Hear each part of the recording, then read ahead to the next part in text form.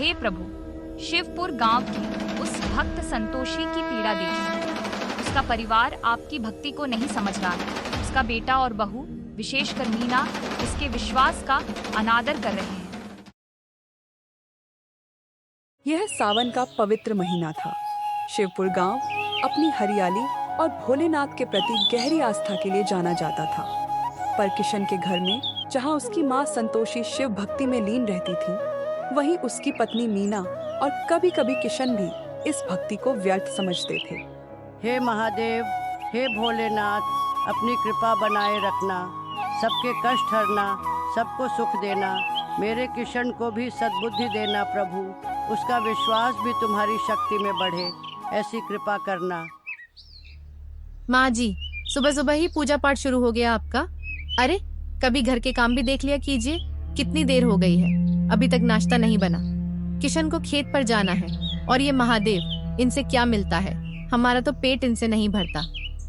अरे बहू, महादेव का नाम लेकर ही तो दिन की शुरुआत होती है, और नाश्ता तो बस बन ही रहा है। माँ, ये पूजा पाठ छोड़िए अब। कब तक इस भोलेनाथ के भरोसे बैठे रहेंगे? खेत में मेहनत हमें करनी पड़ती है, ये महादेव आकर अनाज नहीं उगाते, हमारा पेट ये नहीं भरते। बेटा, ऐसा मत बोलो। पर पापा, दादी कहती हैं कि महादेव ही तो बारिश देते हैं जिससे फसल उगती है। हाँ मेरी लाडो रानी, बिल्कुल सही कहा, महादेव ही तो सबको देते हैं। हाँ हाँ, देते हैं। आप तो बस यही बोलती रहिए, जैसे इसी से पेट भरेगा। माँ जी, ये पूजा पाठ, कहानियाँ सुनाना छोड़िए और जरा रसोई में हाथ बटा दीजिए। दिन भर तो बस मंदिर का रास्ता देखती रहती हैं। बहू, मंदिर से मुझे शक्ति मिलती है, मन शांत रहता है। रहने भी दो मीना, माँ अपना काम कर रही हैं, तुम अपना काम देखो। मेरा नाश्ता तैयार है क्या? खेत पर जाने में देर हो रही है। हाँ, बस हो गया। आपकी माँ जी तो बस इन्हीं कामों में लगी रहती हैं। संतोषी किशन को प्रसाद देने का प्रयास करती है, पर किशन का मन अभी भी उनकी बातों से सहमत नहीं होता। हाँ बेटा, बस हो गया। ले, ये शिव जी का प्रसाद ले ले, इसे खाकर जा, तेरा दिन अच्छा बीतेगा। नहीं माँ, रहने दो, मेरा इन सब पर कोई विश्वास नहीं है। मैं तो अपनी मेहनत पर विश्वास रखता हूँ। खेत में जितनी मेहनत करूँगा उतना ही मिलेगा। यह प्रसाद वसाद से कुछ नहीं होता। ऐसा नहीं कहते बेटा, सब कुछ महादेव की कृपा से ही है। हम कितनी भी मेहनत कर लें, अगर उनकी कृपा न हो तो कुछ नहीं मिलता। ठीक है माँ, पर मुझे अब देर हो रही है, यह सब बाद में। किशन उदास होकर और बिना प्रसाद लिए ही खेत की ओर निकल जाता है। संतोषी के लिए शिव मंदिर उनका दूसरा घर था। सावन के इस पावन माह में तो वह घंटों शिव के चरणों में बैठी रहती। उन्हें विश्वास था कि चाहे कुछ भी हो जाए, उनके भोलेनाथ कभी उनका हाथ नहीं छोड़ेंगे। गांव वाले उन्हें भोली माँ कहते थे, क्योंकि उनका मन बहुत सरल और पवित्र था और उनकी भक्ति में कोई छल कपट नहीं था। ओम नमः शिवाय। भोली माँ की भक्ति तो देखो, इतनी उम्र में भी इतनी लगन से भगवान को याद करती हैं। ओम नमः शिवाय। हाँ भाई, उनकी भक्ति का तो कोई मोल नहीं। कहते हैं खुद भोलेनाथ उन पर कृपा बरसाते हैं। ओम नमः शिवाय, ओम नमः शिवाय, ओम नमः शिवाय। कुछ देर बाद दोपहर के समय संतोषी मंदिर से बाहर निकलती हैं। रास्ते में उन्हें मीना मिलती है, जो बाजार से लौट रही है। माँ जी, कहाँ थी आप?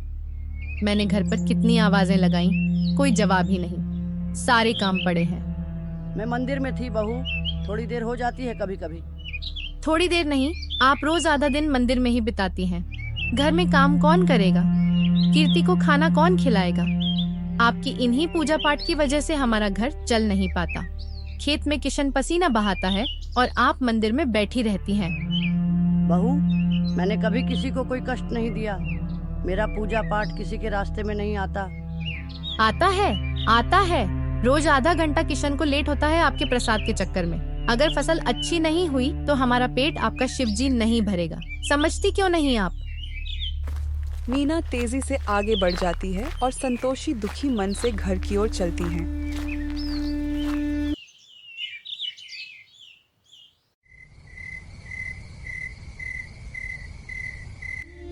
मीना के लिए पूजा पाठ केवल समय की बर्बादी थी, जबकि संतोषी के लिए यह जीवन का आधार था।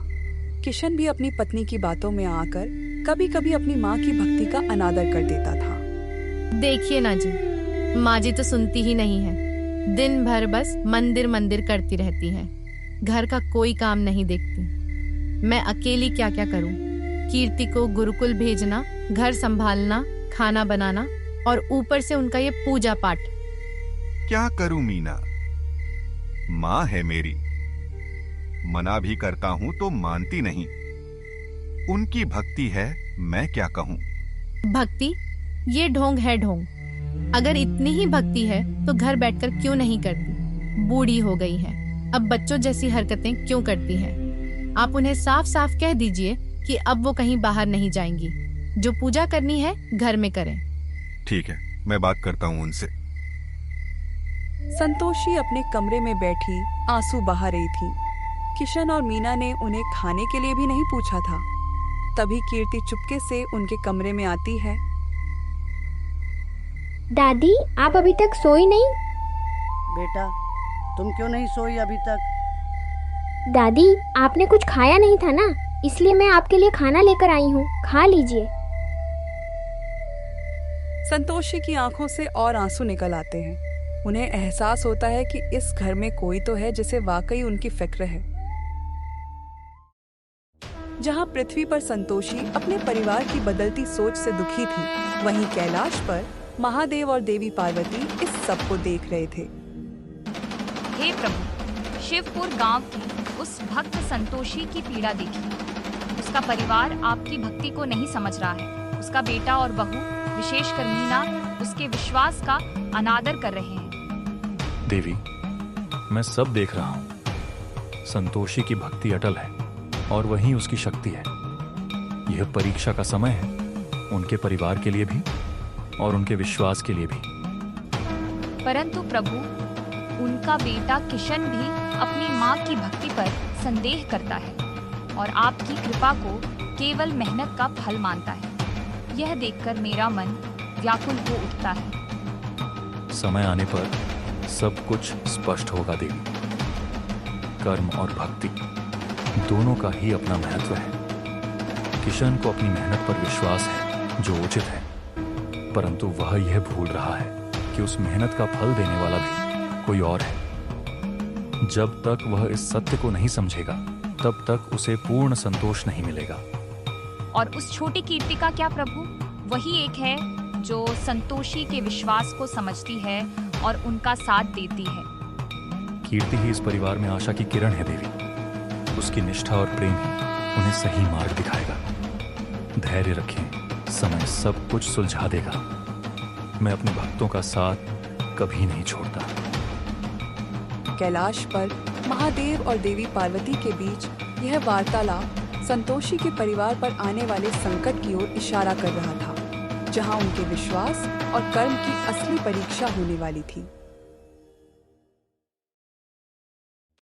सावन का पवित्र माह, पर इस बार शिवपुर गांव पर प्रकृति का प्रकोप बरस रहा था। सावन की बारिश ने रौद्र रूप धारण कर लिया था। लगातार कई दिनों तक ऐसी मूसलाधार बारिश हुई कि खेतों में पानी भर गया और किसान की उम्मीदें भी पानी में बह गई। हे भगवान, ये क्या हो रहा है? मेरी सारी फसल बर्बाद हो गई। अब क्या करूंगा? क्या खिलाऊंगा अपने परिवार को? किशन जी, क्या हुआ? खेत का क्या हाल है? बर्बाद हो गया मीना, सब कुछ बर्बाद हो गया। सारी फसल पानी में डूब गई। अब हम क्या खाएंगे? माँ जी, अब कहाँ गए आपके भोलेनाथ? जब पेट में दाना नहीं होगा तब कौन आएगा बचाने? यही सब होता है इन पूजा पाठ से। बहू, हिम्मत मत हारो, महादेव परीक्षा ले रहे हैं।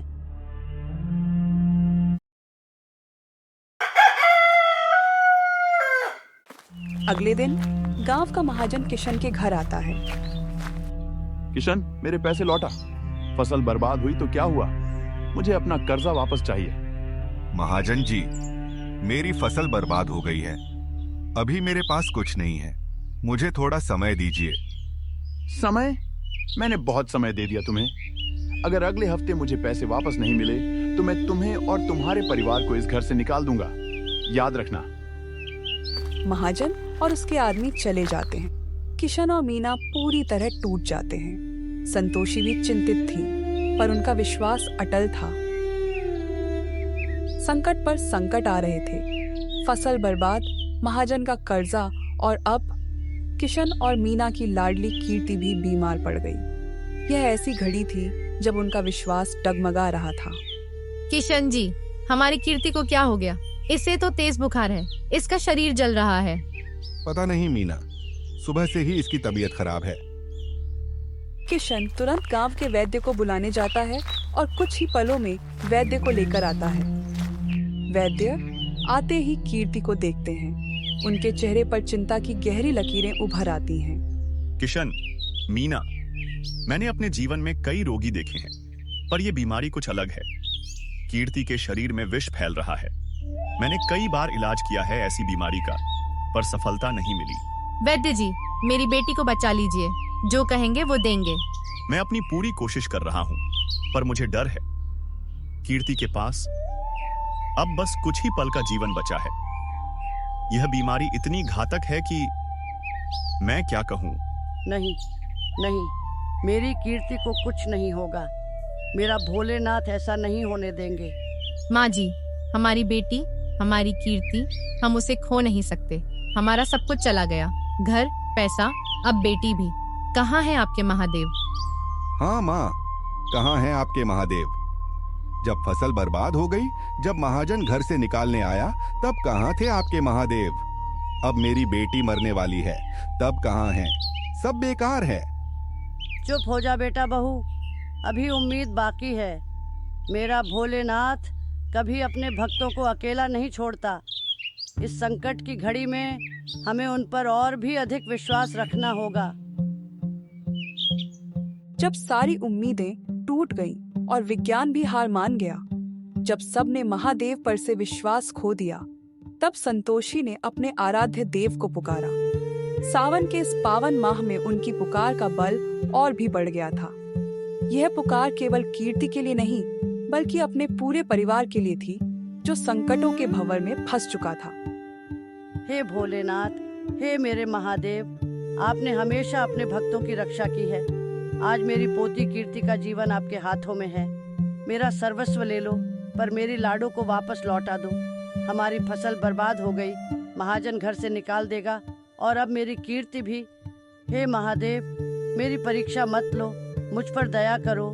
मैंने तो अपने जीवन में कभी कुछ नहीं मांगा, पर आज आपसे भीख मांगती हूँ। मेरी कीर्ति को जीवन दान दो, हमारे परिवार को इस संकट से उबारो। ओम नमः शिवाय, ओम नमः शिवाय, ओम नमः शिवाय, ओम नमः शिवाय, ओम नमः शिवाय। हे नाथ, आपके भक्त पृथ्वी लोक पर घोर संकट में है।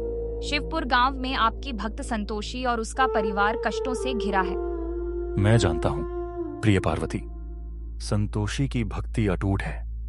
उसके हृदय में मेरे प्रति सच्चा प्रेम और विश्वास है। परंतु नाथ, उस परिवार पर एक के बाद एक विपत्ति आ रही है। फसल बर्बाद हो गई, कर्ज का बोझ है, और अब उनकी पोती भी गंभीर रूप से बीमार है। क्या आप उनकी सहायता नहीं करेंगे? मीना और किशन ने तो आपकी भक्ति का अपमान भी किया है। पार्वती, मैं अपने भक्तों की पीड़ा से अनजान नहीं हूं। हर संकट एक परीक्षा होती है, जो उनके विश्वास को और भी दृढ़ करती है। मीना और किशन अज्ञानवश ऐसा कह रहे हैं।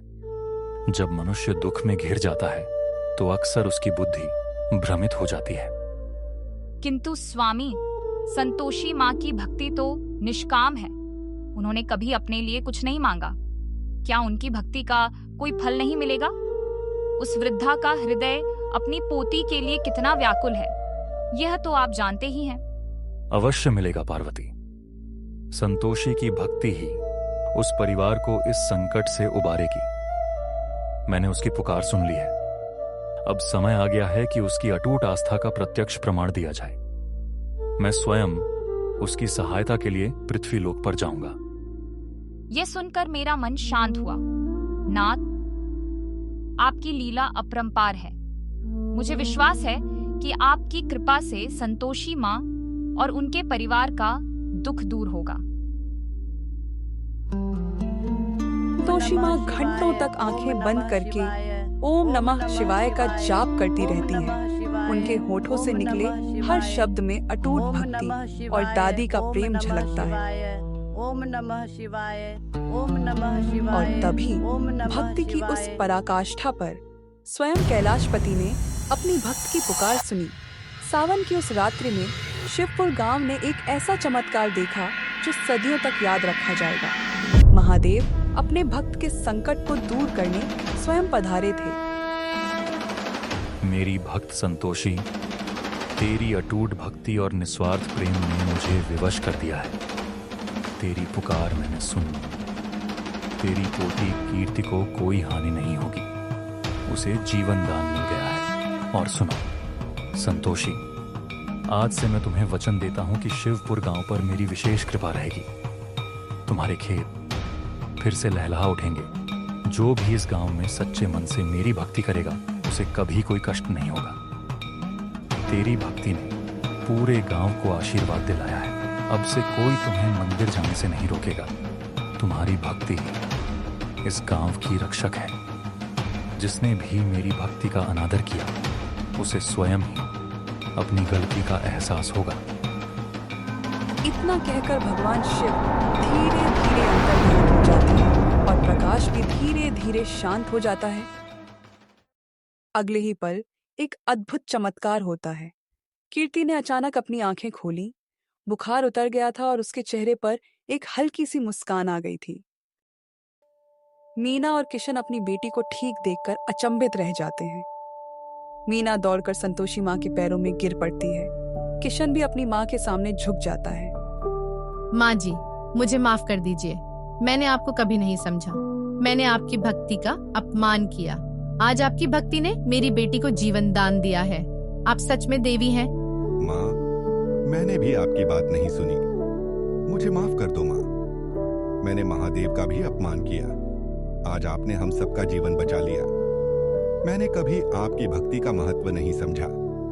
उठो बेटा, यह सब मेरे भोलेनाथ की कृपा है। उन्होंने ही हम पर कृपा की है।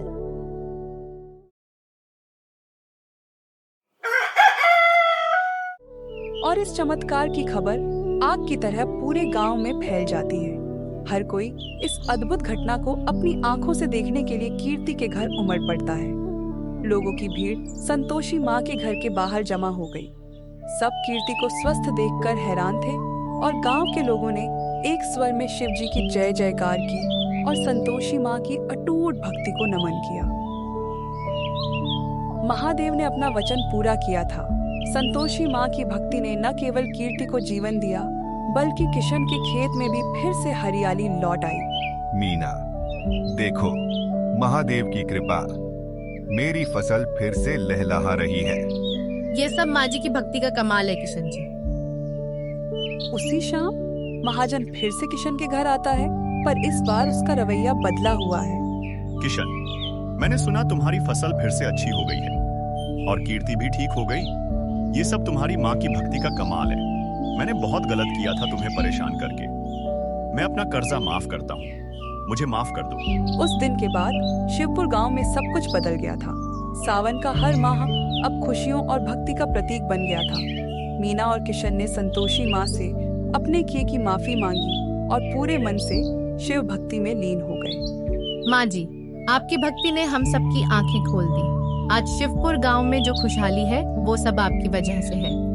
यह सब भोलेनाथ की कृपा है बहू। उनकी मर्जी के बिना पत्ता भी नहीं हिलता। और पूरे शिवपुर गांव को खुशियों और आस्था से भर दिया। यह कहानी इस बात का प्रमाण है कि सच्ची श्रद्धा और निस्वार्थ प्रेम कभी व्यर्थ नहीं जाता और स्वयं महादेव अपने भक्तों की हर पुकार सुनते हैं, चाहे संकट कितना भी बड़ा क्यों न हो।